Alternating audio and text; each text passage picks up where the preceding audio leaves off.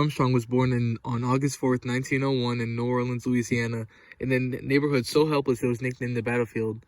Armstrong had a troublesome youth. His dad was an assembly line laborer and relinquished the family not long after Louis was born. His mom, who regularly went to prostitution every now and again, left him with his maternal grandma. Armstrong was committed to leave school in the 5th grade to start working a nearby job with a Jewish family. The Koronievsks gave youthful Armstrong an employment gathering garbage and conveying coal.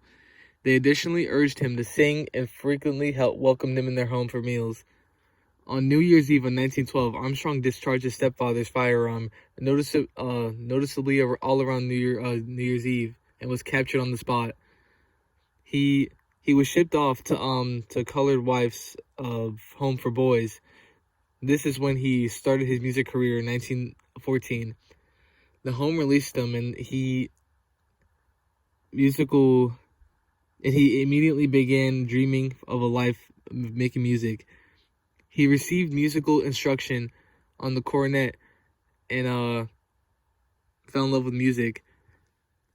Once the greatest cornet players, Joe King Oliver, began acting as his mentor, and the young Armstrong showing him pointers on the horn, occasionally using him as a sub.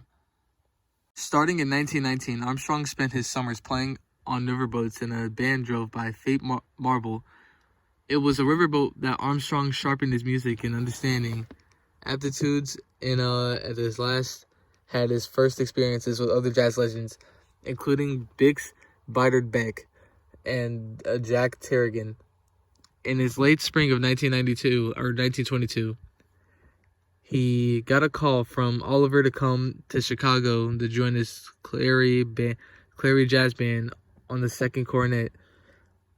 Armstrong acknowledged that he was long before surprising Chicago with his two astoundingly red-hot, amazing two cornet breaks that he imparted to Oliver. He made his first accounts with Oliver in April 5th, 1923. Armstrong long started dating a female piano player in the band, Lillian Harden.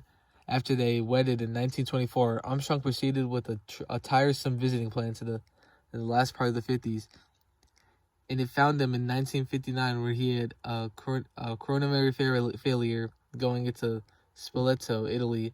The performer didn't let the episode stop him in any case, and he woke up taking his life after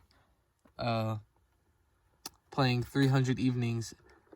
It's in the 1960s from a heart attack.